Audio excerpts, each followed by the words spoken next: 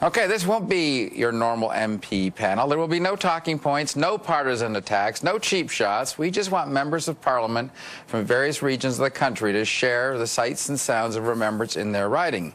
Joining me are James Bezan, he's Parliamentary Secretary for National Defence. He's in Winnipeg. Adam Vaughan, a Liberal from Toronto area, and NDP MP Jack Harris is on the phone from St. John's, Newfoundland. Let me go around the panel here and ask what you saw that was different this year. We'll start with you, James Bezan. Well, I can tell you that I did Remembrance Day service in Stonewall, Manitoba in my riding, and it was a very solemn affair. It was standing room only. It was great to see that we had a large turnout of cadets, of Girl Guides, of our youth, and including the Scouts, as well as men and women in uniform that were proud to wear them from both, or from all levels. We even had, I noticed some Navy uniforms, Army and Air Force, and you know, the crowd was there to pay their respects. In a way that I think was different this year because of what we just experienced in Ottawa and in Quebec with the deaths of Nathan Cirillo and Patrice Vincent. So it was a very moving time. I know that my wife and daughter attended the Remembrance Day service in Toulon, and emotions are running high with some of the people that they talked to and shared those stories with me this afternoon. Okay, Adam Vaughan, there was no Rob Ford in Toronto, but what else was different about the ceremony there? Well, I think it had extraordinary clarity today. It wasn't just the sunshine and the high sky and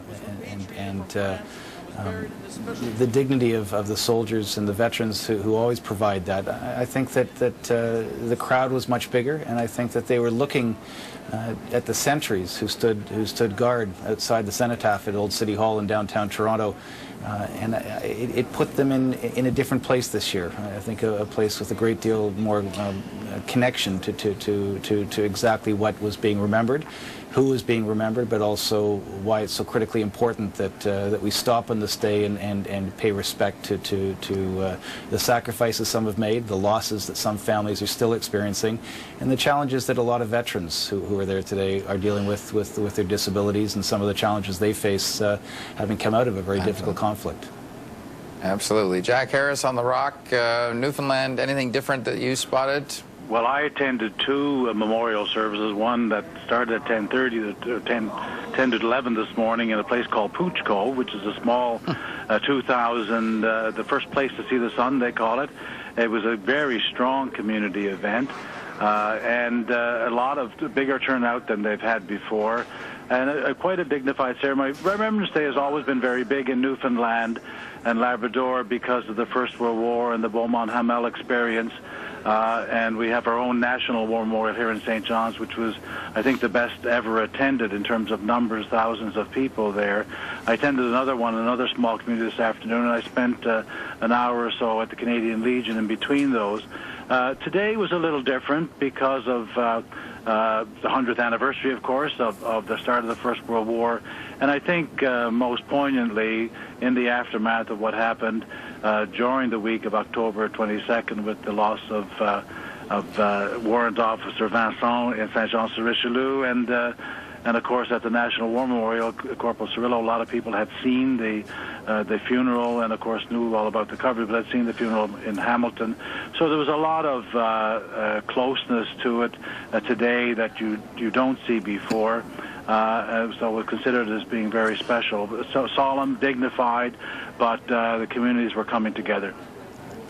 So I want to go to you, Adam Vaughan, on this, and we'll go around again. I wonder if this is a one-off, or if, because there's talk that this could be the last Remembrance Day that's not a national statutory holiday, whether this is the beginning of a trend of where people will take the time out and will go to these services. What's your sense? You know, as we stood in the moment of silence and as the hymns were sung, you know, the image of Corporal Cirillo's young boy walking down the streets of Hamilton was in the minds of certainly myself, a lot of others, the senators and the other members of the House of Commons I was standing with. I think that something perhaps has changed for a particular generation.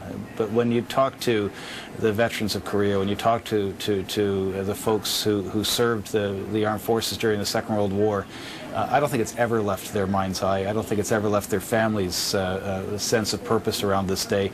But I think you're right. I think a new generation of Canadians, and certainly those with connections to the service personnel who served in Afghanistan, are standing by the cenotaphs and are remembering them a little differently.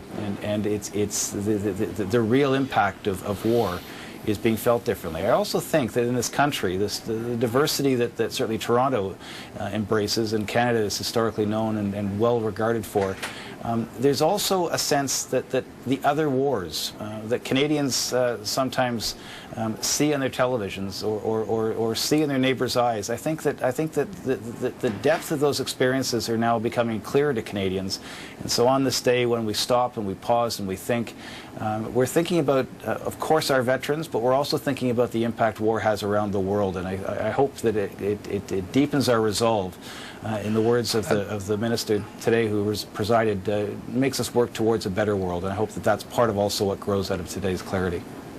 It is in many ways an interesting confluence of the fact that it is the centennial of the World War I start. We did have the tragedies at the memorials. James Bezan, can we keep the momentum alive? Is a new generation taking the torch, and will they run with it? And I think that's the right term, is that the torch has been passed. And the one observation I made this year is that there's just so few World War II veterans that are left and healthy enough to attend these Remembrance Day services and other events that take place during Veterans Week. And even the Korean War vets, there's fewer of them around. And so what we're seeing is the large number of veterans that are attending are those that were from the Cold War, from peacekeeping and other NATO missions, as well as our Afghanistan veterans. And I think that is what Canadians now visualize, because our generation that didn't grow up during World War II or the Korean War, our view of war is what happened in Afghanistan and how bravely young Canadian men and women fought over there in defense of people that couldn't defend themselves and that were so tragically oppressed by the Taliban. And that's what we continue to think about. And I know that that is where the legions are moving to, and all these Remembrance Day services are, even though we're commemorating 100 years of World War I, the war that was supposed to end all wars, and we're looking at the 70th anniversary of D-Day this year, but there's also the National Day of Honor that we had on the Hill in remembrance of all Afghanistan veterans. Jack Harris, I got to get a last word in from you, a quick one, if I could. Well, I think, we do have a couple of years coming up where the events of World War I are going to be before us. This sense of history of war is something that Canadians have gone to as opposed to experience as they did in Europe and elsewhere.